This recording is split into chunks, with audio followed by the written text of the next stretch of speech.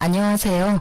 저는 딸아이 하나를 홀로 키우고 있는 30대 여성입니다.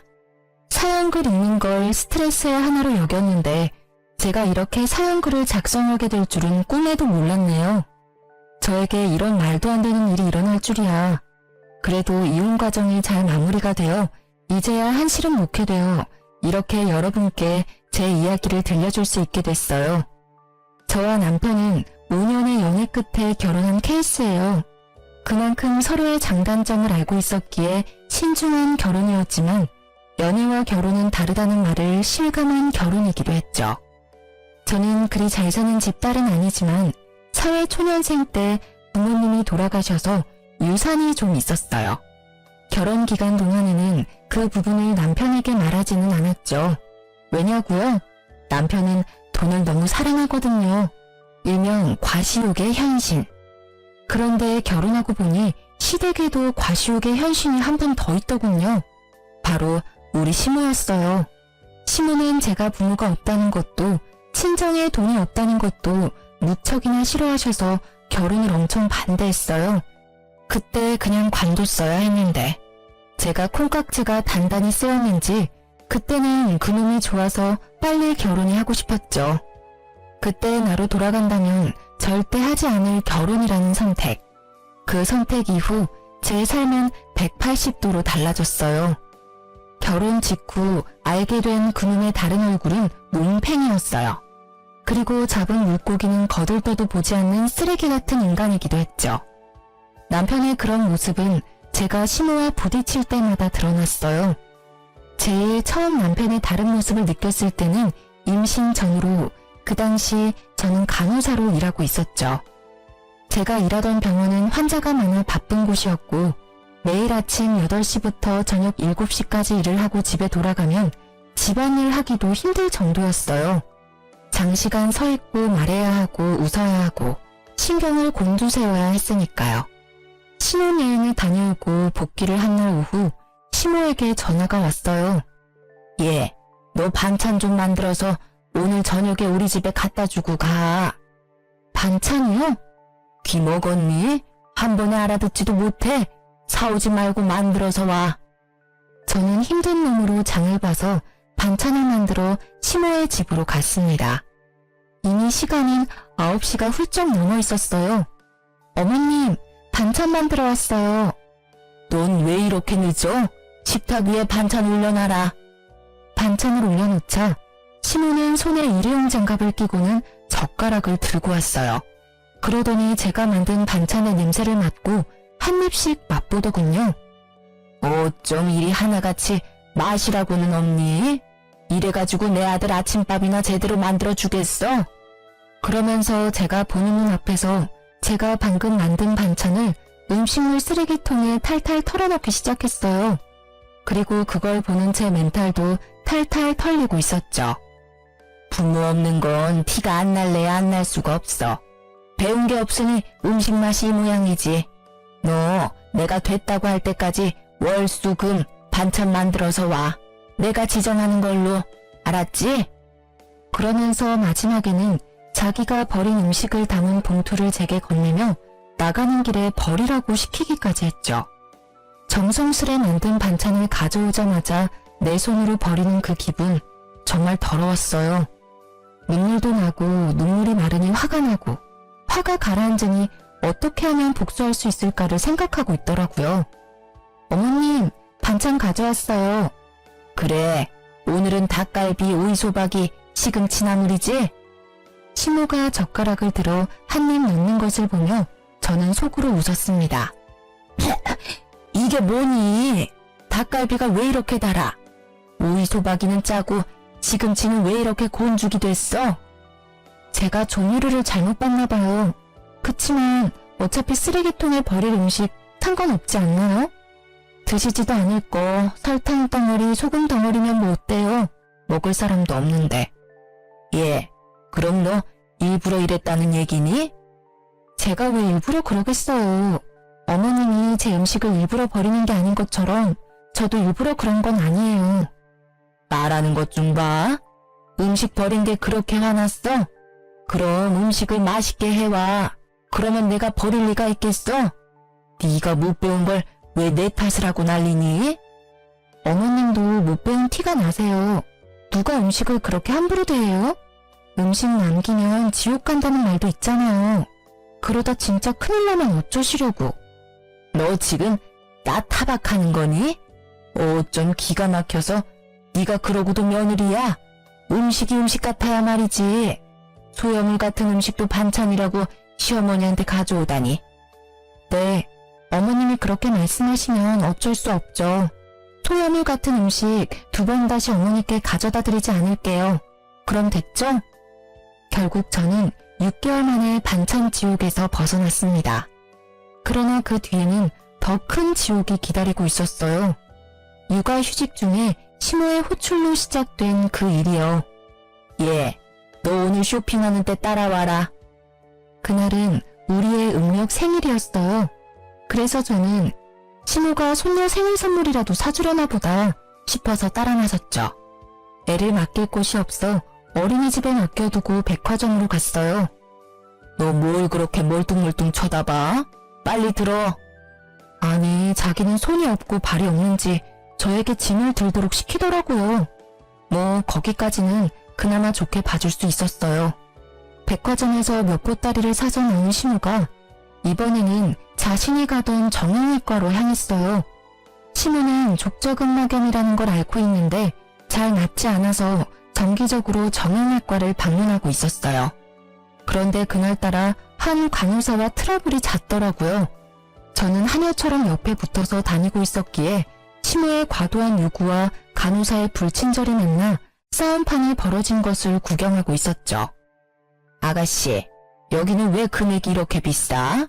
저번에 다니던 곳은 이곳 1회 금액으로 2회를 할 수 있을 정도였는데 너무 과잉 청구 아니야?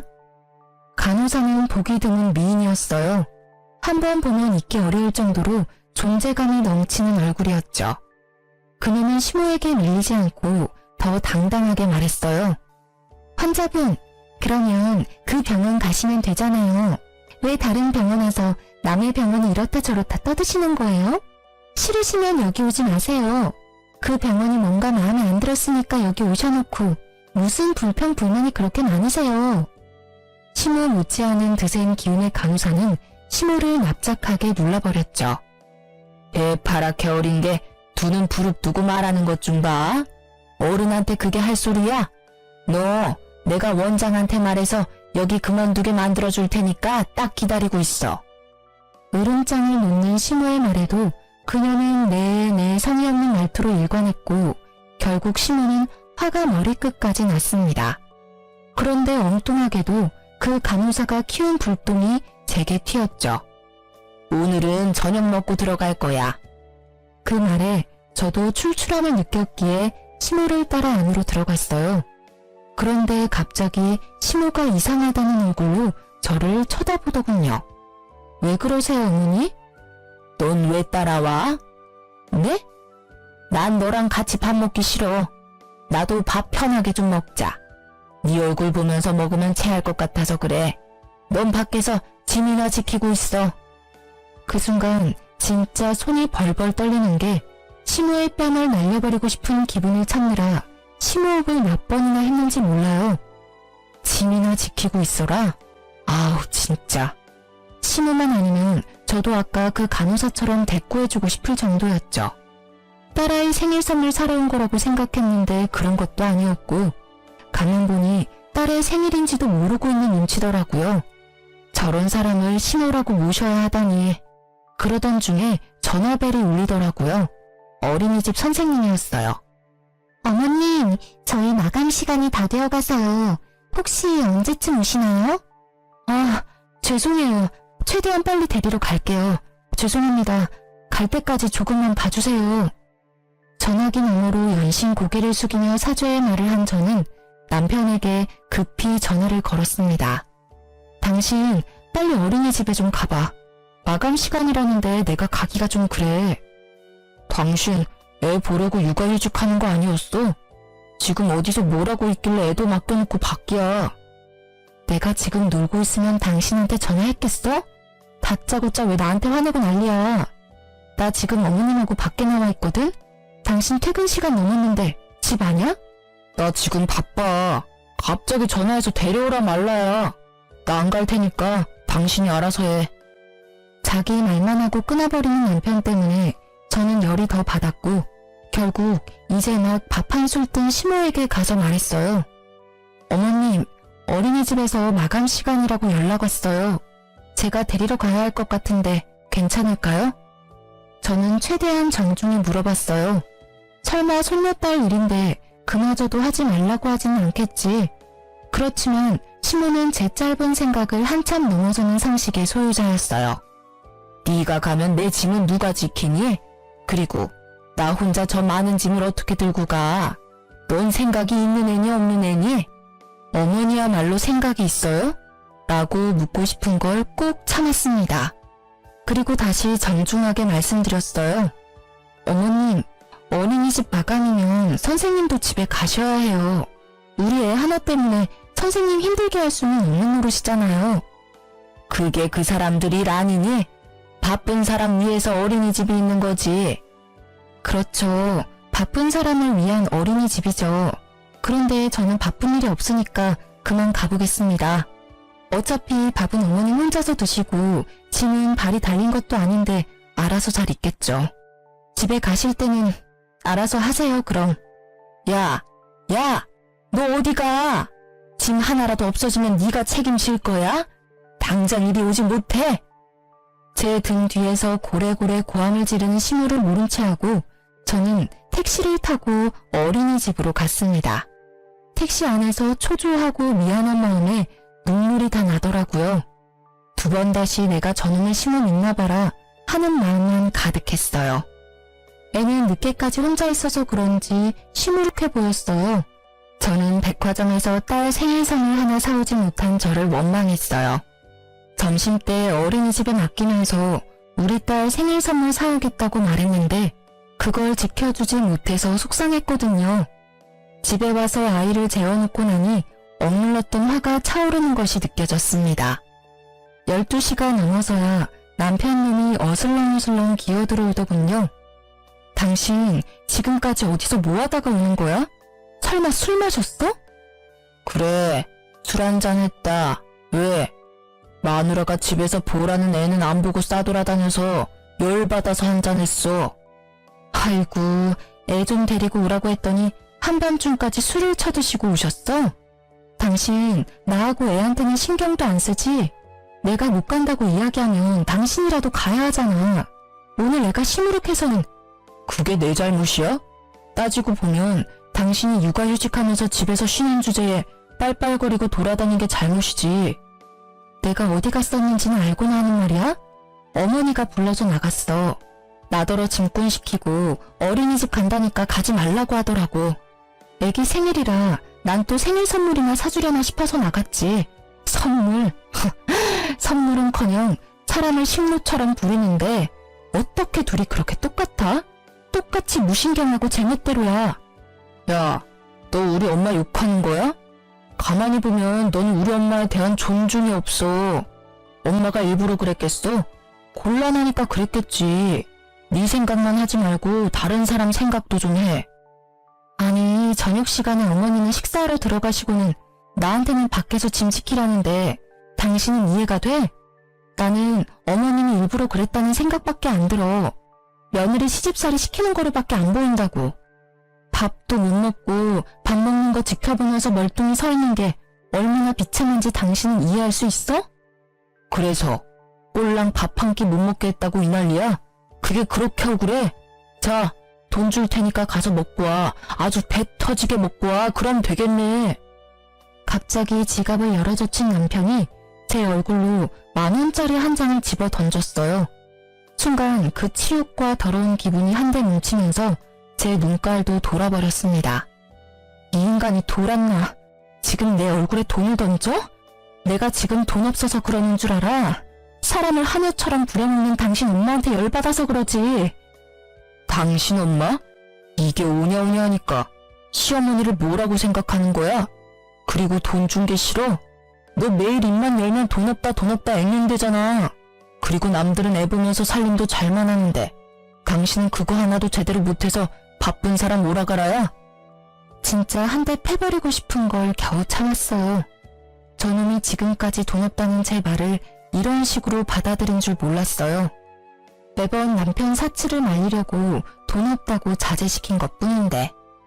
그래, 남의 남편들은 일하면서도 애한테 어찌나 지극정성인지.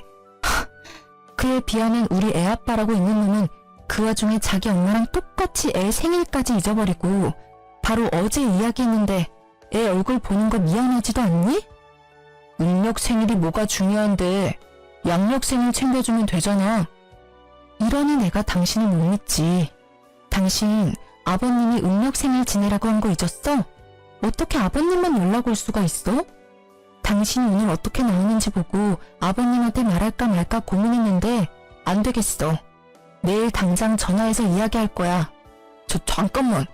그런 걸로 무슨 전화까지 해. 좋아. 그럼 내일 가족끼리 가까운 동물원이라도 갔다 오자. 우리 딸 동물원 좋아하잖아. 헬렐레 하던 남편을 바짝 긴장하게 만든 건 제가 아니라 시부였죠. 남편은 시부가 운영하는 작은 회사에서 관리직이라는 명목뿐인 직급으로 일하면서 월급을 받고 있거든요. 게다가 월급 외에도 손녀 용돈이라는 명목으로 매달 몇십만 원씩 주셔요. 몰래 저한테는 따로 용돈도 주시고요. 그만큼 시부는 며느리와 손녀딸에게 잘해주셔요. 진짜 남편님한테 화나면 다 때려치고 싶다가도 할아버지 품에서 방긋방긋 미소 짓는 딸 생각에 내가 참자고 포기할 때도 있었어요. 제발 정말로 이제 좀 잘하자.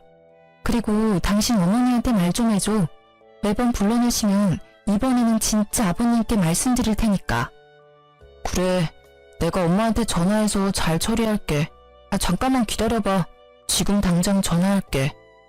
그러더니 생각이 있는지 없는지 새벽 1시에 시모께 전화를 하지 뭐해요. 저는 어이가 없었지만 시모도 된통 당하길 마음으로 막지 않았어요. 엄마는 왜 애 잘 보고 있는 주부를 불러다가 그런 일을 시켜? 그리고 애 손녀 생일을 잊고 사는 할머니가 세상에 어딨어? 이제 2번 다시 와이프 쓸데없는 일에 와이프 불러내지 마. 한 번만 더 그러면 아버지한테 이를 거야. 유치하기 이를 데 없는 아버지에게 이른다는 협박이 이 집에서만은 만능이었어요. 게다가 오밤중에 자기 엄마한테 전화해서 전화리를 치다니. 그래도 제 속은 시원하긴 하더군요. 야, 너 네 안사람 얘기 듣고 이러는 거니? 나도 걔 때문에 힘들었어. 짐꾼으로 불렀는데 휙 가버리고 결국 택시기사님이 옮겨주셨잖니? 엄마, 와이프가 무슨 짐꾼이야? 결국 목소리 큰 놈이 이긴다고 목소리도 크고 막무가내인 남편놈에게 시모가 졌습니다. 데리고 다녀서 미안하다는 말을 끝내 하게 만든 남편이 전화를 끊으며 씩 웃었지만 저는 웃지 못했어요. 아까 전에 남편이 던진 10,000원의 기억이 계속 머릿속에 남아 있었으니까요. 그래도 이때는 이혼까지 생각하진 않았어요. 양친이 없는 제게 가족은 바꿀 수 없는 소중한 것이라는 생각이 머릿속에 가득했으니까요. 그런 제게 이혼의 계기를 심어준 건 다른 사건 때문이었어요. 딱 하루 양친의 성묘를 가기 위해 남편의 차를 빌렸을 때였어요. 그날도 남편은 바쁘고 애를 봐줄 사람은 없어서 제가 아이를 데리고 가야 했거든요. 카시트가 있는 남편 차에 올라탔다가 아이가 떨어뜨린 장난감을 주워주려고 고개를 숙였는데 제 눈에 뭔가 반짝이는 게 보이더라고요. 들어 올려보니 팔찌였어요. 저는 액세서리를 별로 좋아하는 편이 아니라 제 것은 분명히 아니었는데 그 여성이 착용할 것 같은 디자인은 납골당 다녀오는 내내 찝찝하게 머릿속을 맴돌았어요. 설마 이놈이 바람까지 폈겠어? 아니야. 직장 동료가 회식 때 탔다가 흘린 걸지도 모르지. 고민하던 저는 정면 돌파를 선택했어요. 여보, 당신 차에 팔찌가 있는데 누구 거야? 어떻게 생긴 건데? 내 차에 있는 거면 엄마 거 아닐까? 생각보다 태연하게 답하는 남편의 모습에 의심이 살짝 누그러졌지만 혹시 몰라 신호의 집으로 향했어요. 남편 말이 맞다면 남편에게 돌려주는 게 맞으니까요. 어머님, 혹시 이런 팔찌는 얼마 정도 할까요? 내가 그걸 어떻게 알아? 근데 너 팔찌 샀니? 애 보는 엄마가 무슨 팔찌야? 게다가 딱 봐도 싸구려처럼 보이는데. 하긴 너한테는 딱이긴 하네.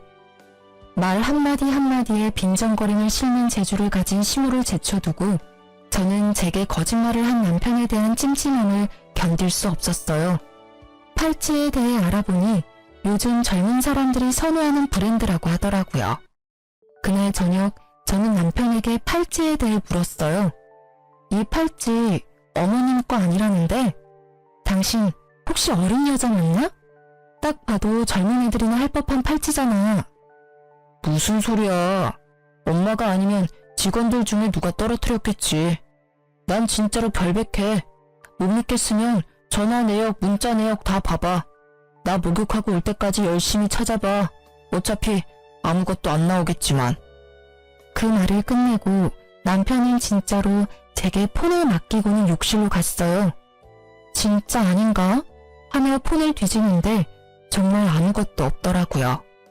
남편에게 미안한 짓을 했다며 뒤로 빠져나오려다 저도 모르게 스팸 차단된 메시지를 들어갔는데 우와, 상간녀와의 불륜 메시지가 끝도 없이 이어지더라고요.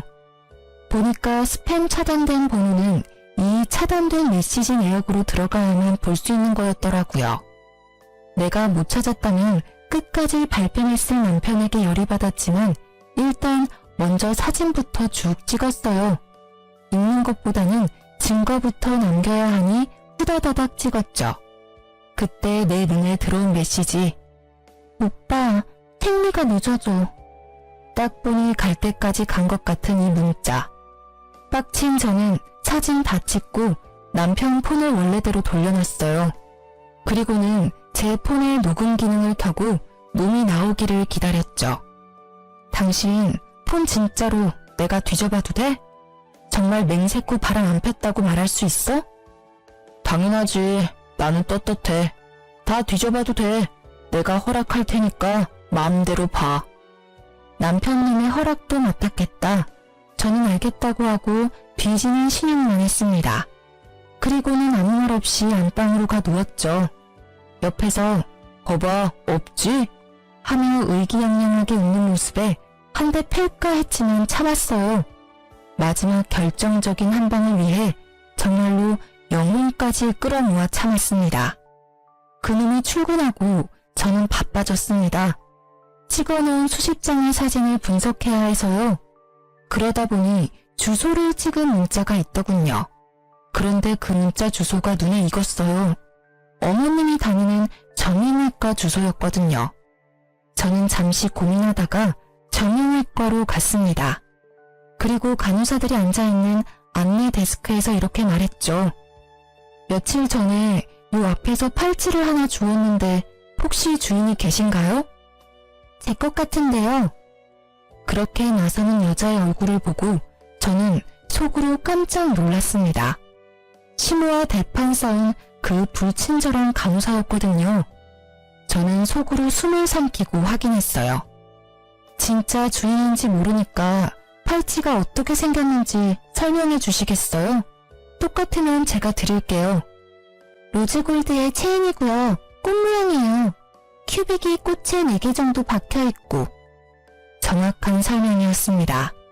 저는 드디어 남편 놈과 바람핀 상간녀를 잡았어요.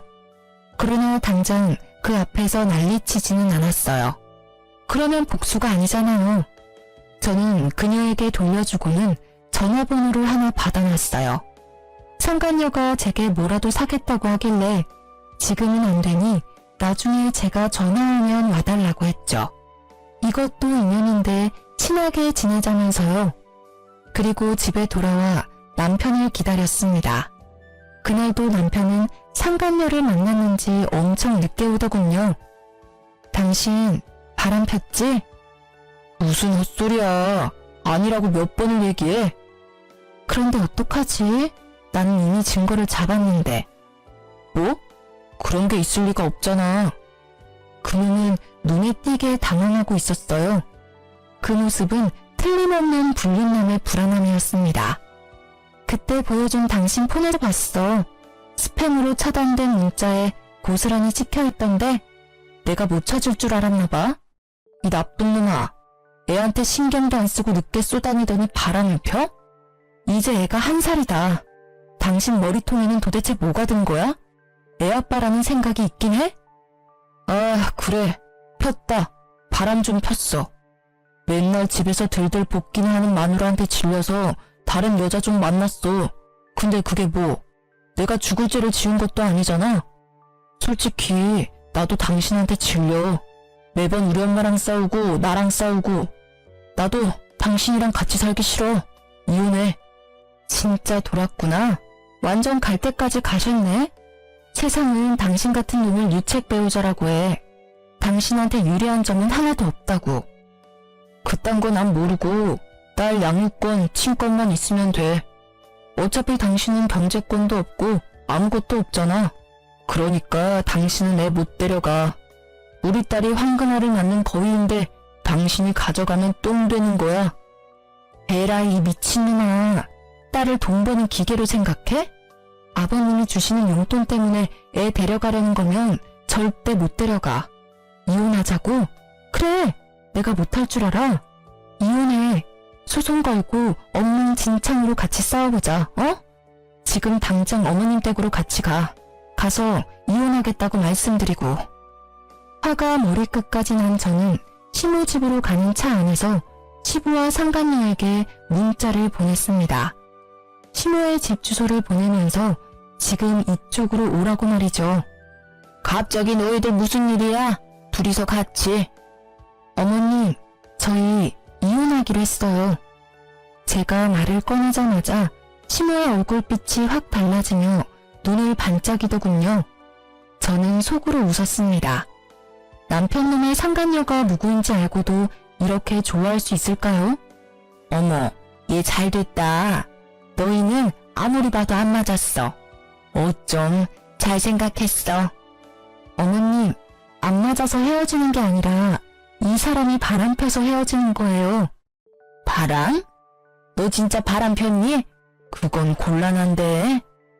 저는 시모가 맞받아칠 줄 알았는데 시모는 답지 않게 당황스러운 표정을 지어 보였습니다. 곤란한 게 아니라 잘못된 거죠. 어머님은 아들을 어떻게 키우셨길래 그걸 당당하다고 말하는 거죠? 얘는 말은 똑바로 해. 사람이 바람을 피우는 데는 원인 제공을 한 너한테도 문제가 있어. 제가 무슨 원인 제공을 했어요? 제가 제발 좀 여자 만나라고 이 인간한테 여자를 들이밀기를 했어요? 아니면 여자한테 우리 남편 좀 만나달라고 빌기라도 했어요? 말을 참 이상하게 하네요? 잘못은 이 새끼가 했는데 왜 제 탓을 하세요? 네 꼴을 좀 봐. 그걸 나한테 물으면 내가 뭐라고 해야 하니?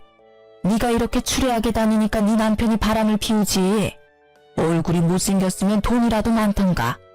세상에 하고 많은 여자 중에 꼭 골라도 이런 애를 골라서는 그래도 이제 헤어진다니 다행이구나. 그게 무슨 소리야?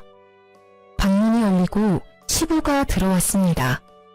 시부의 얼굴이 열을 받아 벌겋게 달아올라 있었고 시모의 얼굴은 새파랗게 질렸습니다.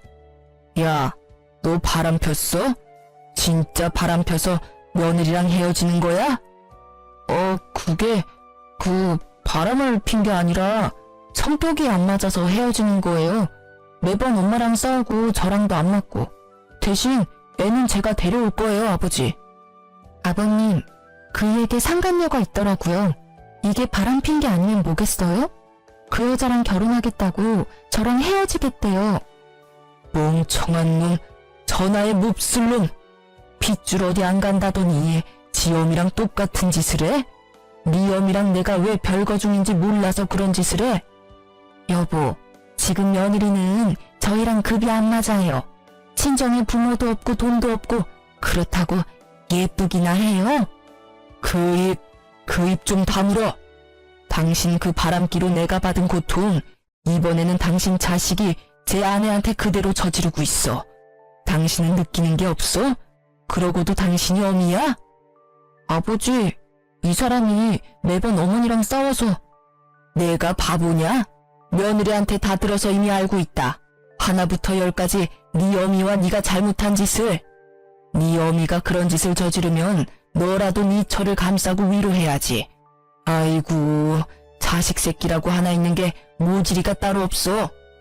이유가 어찌 됐든 둘 다 이혼하기로 한 거 그냥 허락해주고 재혼시켜줘요.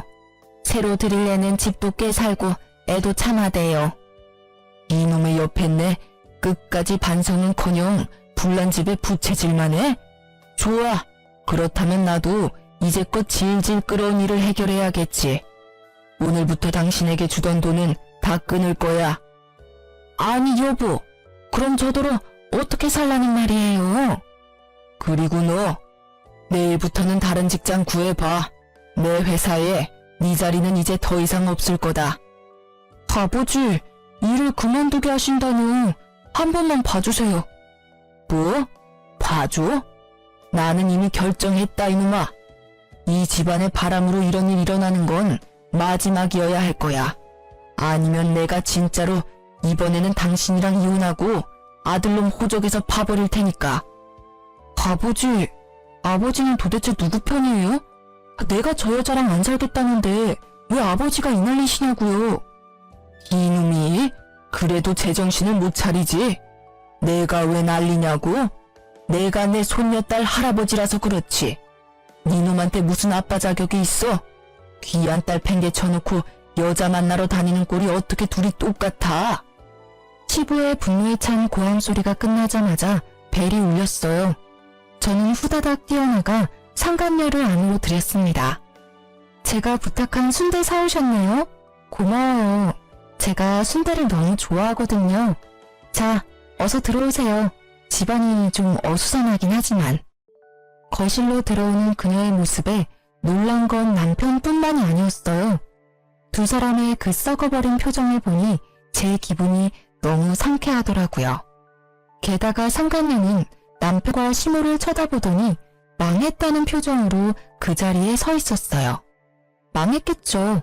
자기가 그렇게 업신여기던 민폐 환자가 여기 딱 서 있는데. 왜 네가 여기 와? 나 팔찌 찾아주신 분이 이분이셔. 뭐? 팔찌? 그래, 그 팔찌. 망할 당신이 나한테 거짓말했던 그거 어머님 거 아니었더라? 그래서 내가 주인 찾아줬어. 그리고 이참에 여기에 불렀지. 관계자들 다 모였으니까 이혼 얘기 이제 해보자고.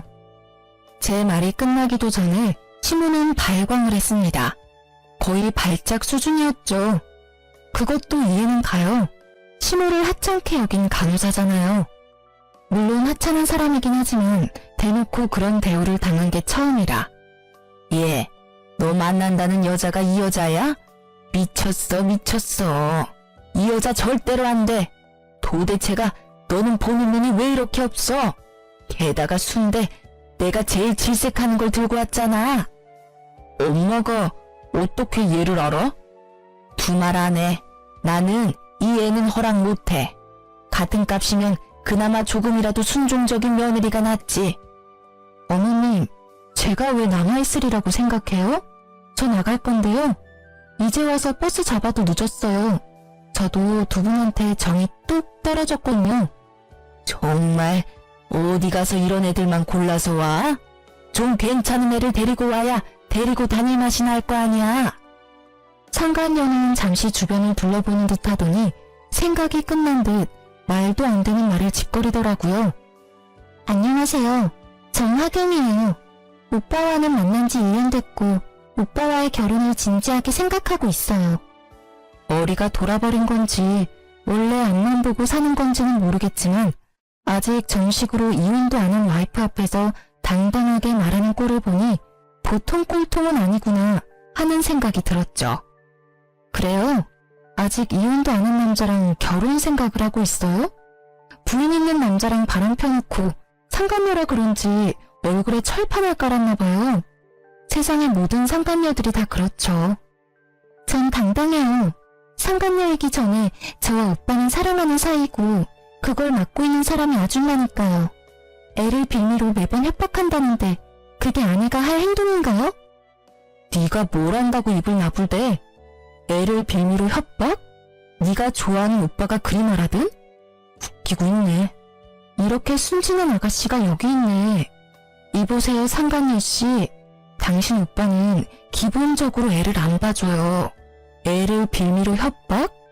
당신 오빠가 애를 무서워할 것 같아? 정작 무서워하는 건 따로 있는데? 그리고 당신도 애를 가졌다면서 애를 빌미로 합법적인 남편한테 집에 관심 좀 가지라고 말한 와이프랑 애를 빌미로 애 있는 유부남 꼬셔서 결혼하자고 하는 상간녀랑 딱 봐도 누가 진짜 잘못한 건지는 뻔하지 않아? 그만해. 하경이 하는 말 다 100번 울어. 당신이 매번 딸을 방패삼아 나한테 이렇게 하라 저렇게 하라 시키는 게 짜증났다고. 아이고 얇은 아셨네. 그래요? 네 눈을 먼저 여자를 꼬셨어요? 그래서 잘하는 짓이다. 어? 어린 여자 임신시키고 나니 늙은 마누라는 필요 없다 이거지? 그래. 당신 같은 늙은 호박 나도 필요 없어. 헤어지자니까 왜 사람들을 불러 모아서 일을 크게 만드는데? 아, 제발 나랑 헤어져 줘라. 어? 알았어. 헤어져 줄게. 그치만 어머님도 아버님도 아셔야 하잖아. 우리가 왜 헤어지는지, 누구에게 잘못이 있는지, 누가 가정을 파탄냈는지. 말만 하면 다 내 탓이지. 그러는 너는 도대체 뭘 잘했다고 그렇게 큰 소리야? 나 잘한 거 없어. 그치만 잘못한 것도 없지. 나는 지금 횡단보도에서 신호지킴이 서 있다가 뺑소니 당한 기분이거든. 잘못한 게 없어? 매번 엄마랑 싸우고 나한테 이빨 들이댄 게 누군데?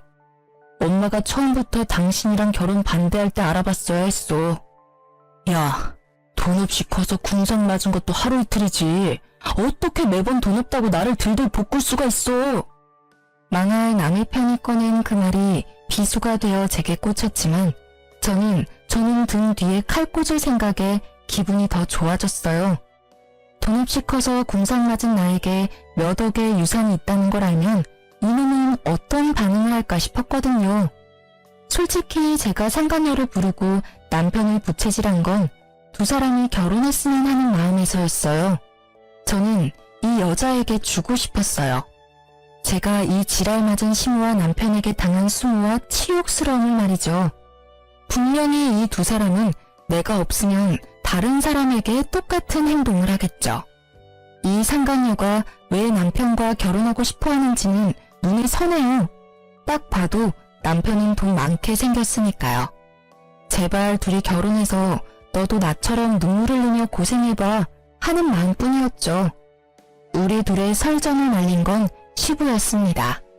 둘 다 그만해라. 여기서 단단히 내 일러두는데 내가 죽으면 당신하고 당신 아들은 내 유산 받을 생각 꿈에도 하지 마. 내 재산 반은 사회에 환원하고 반은 소녀딸에게 줄 테니까. 그 말만 남기고 시부는 떠났고 남겨진 두 사람은 설마 진짜 그럴 리가 있겠냐며 의외로 낙관적인 생각을 하더라고요. 그래서 제가 그들이 그런 생각을 못하게 진실을 알려줬습니다. 아버님이 저번에 변호사와 유언장 다시 작성했다고 하셨는데 다들 그건 잊고 계시네요. 거기 뭐라고 적혀있을지 궁금하지는 않으신가 봐요? 저는 그렇게 말하고 그 집에서 나왔습니다. 집에서 딸과 제 물건을 챙겨 나오고서는 남편과 이혼소송 진행했어요. 부모님이 남긴 유산으로 교회에 적당한 집도 하나 사고 파트타임으로 일하며 일자리도 얻었어요. 그리고 제가 집을 샀다는 걸 어디서 들었는지 시모가 제 집으로 찾아왔더군요. 예, 잘 지냈니? 일하느라 애 보니 힘들지? 그래서 내가 반찬 좀 싸왔어. 시모의 몰골은 웃기지도 않았습니다. 언제나 명품을 휘두르고 있던 시모에게 명품이라고는 하나도 보이지 않았으니까요. 내가 많이 잘못했어. 너한테 돈이 많았다면 미리 얘기하지 그랬어. 그랬으면 내가 그렇게까지 하지는 않았을 텐데. 아들도 많이 후회하더라. 그러니 다시 잘해보는 게 어떠냐? 이 집도 내놓고 우리 집으로 들어오고. 그리고 너 아직 네 시아버지랑 자주 만나는 것 같던데 그 사람한테 잘 얘기해서 나 용돈도 다시 받도록 해주고. 바뀐 줄 알았더니 하나도 바뀐 게 없더라고요. 사람 쉽게 바뀌지 않는다더니 어찌 이리 얄미운 부분은 그대로인지. 게다가 돈이 많았으면 나를 괴롭히지 않았을 거라는 그 생각이 정말 천박하고 예의 없는 생각이라는 걸 아직 모르더군요. 게다가 용돈을 다시 받을 수 있도록 해달라니. 제게 와서 할 말은 아니잖아요. 시부에게 가서 손이 발휘되도록 빌어야 할 일을 어째서 내게 책임 전가를 시키는지. 저는 쓰레기통을 가져와 시모가 가져온 반찬통 옆에 뒀습니다. 그리고 반찬통을 열어 하나하나 쓰레기통에 집어넣었어요. 반찬을 싸우면 제가 용서할 거라고 생각했어요? 아이고, 뻔뻔한 것도 유전인가 봐요. 아주머니께서 당신 아들한테 저하고 헤어지고 다른 여자랑 잘해보라는 말 했을 때부터 모르는 연 끊은 거예요. 아시겠어요? 그러니 당장 나가세요. 결국 시모는 본전도 못 찾고 터덜터덜 나갔죠. 저는 소금을 들고 시모 뒤를 따라가 문 앞에서 밖으로 소금을 휙휙 쳤습니다. 아주 재수가 더러우려니 이런 일을 당하고. 제가 치는 소금에 어이없는 듯 바라보는 시모를 보며 저는 문을 쾅 닫았습니다. 속이 어찌나 시원하던지. 이 정도쯤 했으면 다시 찾아오지는 않을 거라 생각했는데 다음날 그 인간이 찾아왔더라고요. 남편은 집안에 들어오더니 생각보다 잘 사는 모습을 보고 놀란 것 같더라고요. 그러더니 그 짜증나는 낯짝으로 실실 웃으며 말하더라고요. 엄마가 당신 집에 다녀갔다는 이야기 듣고 들렀어. 잘 살고 있는 거 보니 좋다. 혹시 이혼 다시 생각해 볼 생각 없어? 당신이 원하면 나도 그 여자랑은 인연 끊을게. 내가 왜 당신 같은 놈이랑 다시 재결합을 생각해야 해? 이보세요, 아저씨. 정신 똑바로 차리세요. 지금 그 말부터가 이미 아웃이라고요. 뭐? 내가 원하면 그 여자랑은 인연을 끊어? 야, 이 모자란 놈아. 네가 최소한 나하고 재결합을 운운할 생각이었으면 그 여자랑 인연을 먼저 끊고 나한테 와야지. 순서가 한참 바뀌었잖아. 지금 살고 있으면서 무슨. 아서라, 네가 억만금을 들고 와도 너랑 다시 재결합은 안 해. 그러면 돈이라도 좀 빌려줘. 한 1,000만 원만. 미친. 나한테 돈 맡겨놨어? 그리고 왜 내가 너한테 돈을 빌려줘야 해? 내가 지금 당장 너한테 위자료 받아도 모자랄 판에. 그래, 이혼 소송하고 있으니까 막 가는 거야? 당신이 이렇게 돈 많이 있는지 몰랐지. 있었다는 걸 알았으면 나도 헤어지자고 하진 않았을 거 아니야. 이 말도 진짜 웃기다. 뭐? 돈이 있으면 헤어지자고 하지는 않았을 거라고? 그리고 상간녀랑 분류는 계속 했을 거고? 그게 더 지옥이었겠네. 이러고 보니 내가 너랑 이혼을 결심한 게 올해 들어 제일 잘한 일 같아. 당신이 맨날 돈돈거리니까 내가 다른 여자한테 간 거잖아. 그 부분은 당신이 잘못했다고 생각해. 나 모아놓은 돈도 없는데 일자리도 잃었어. 아버지가 퇴직하고 다른 데 알아보라고 해서. 퇴직금은? 그건 아버지가 내 차 가지고 가셔서 새로 차 샀어. 지금 당장 밥 사 먹을 돈도 없어서 힘들다고. 당신 돈 많아 보이니까. 진짜 달라지지 않은 그 허세와 과시욕에 저는 속으로 혀를 찼습니다. 퇴직금은 못해도 5천 정도는 됐을 텐데 또 비싼 차를 샀겠구나 하는 생각에 웃음이 났어요. 그 상간녀는 지금 속에서 얼마나 열불이 날까 싶어서요. 그래? 그럼 어쩔 수 없네. 자. 저는 가방에서 지갑을 꺼냈습니다. 그 손끝이 흥분으로 떨리는 걸 겨우 참았어요. 언젠가 다가올 이 순간을 위해 제 지갑 안에는 1,000원짜리 10장이 빼곡히 들어가 있었습니다. 저는 그 1,000원짜리 10장을 꺼내서 남편의 얼굴을 향해 시원히 뿌렸습니다. 배고프면 나가서 사 먹어 이 등신아. 정말 10년 묵은 채증이 내려가는 기분에 저는 숨통이 확 트이는 걸 느꼈어요. 1,000원짜리 세례에 제대로 열받은 남편은 저를 노려보더니 열받아 집을 빠져나갔어요. 그리고 시모에게 했던 대로 따라 나가서 소금을 휙휙 치고는 다시 집으로 돌아왔습니다. 그 뒤로 그 사람들은 제 집에 찾아오지 않았어요. 그 자존심만 센 인간들에게 저희 집은 치욕과 수치스러움의 기억이니까요. 나중에 시부에게 들어보니 시부가 시모 집을 팔아버리는 바람에 상간녀와 전남편 시모가 함께 살게 됐나 봐요. 그 상간녀도 대단한 게 시부의 재력이 탐나는지 언젠가 시부가 전남편을 다시 거둘 거라는 생각 때문이었는지 셋이 같이 살기로 했다더군요. 하지만 전남편과 시모는 그런 상간녀를 저 대신 봉이라고 생각했는지 하나부터 열까지 동동거리며 괴롭혔다더라고요. 제대로 빨대 꽂으려고 한 거죠. 나중에 두 사람이 빈털터리에 자기가 봉이라는 사실을 뒤늦게 깨달은 상간녀가 시모 명품들을 모조리 들고 도망갔대요. 시모는 상간녀를 잡으려고 눈에 불을 켜고 돌아다니다 결국 못 잡고 집에 붙어 있다고 하고요. 전 남편은 결국 일을 시작했으나 매번 잘려서 현재는 전단지 알바를 하며 살고 있다고 해요. 얼마 전에 그 동네에 들릴 일이 있었는데 다 잃고 기력까지 잃은 시모가 처음에는 못 알아볼 정도로 늙었더라고요. 그 모습에 뿌린 대로 거둔다는 말이 생각났어요. 요즘 여전히 시부와 제 딸은 자주 만나요. 재혼 생각은 글쎄요. 지금으로서는 별 생각 없네요. 사람 일 모르는 거라고 하지만 회복에 시간이 걸릴 것 같아요. 가족이 완성체여야만 행복하다고 생각한 지난날을 반성하며 단 둘뿐인 가족만으로도 행복하게 지내고 있으니까요. 긴 사연글 읽어주셔서 감사합니다.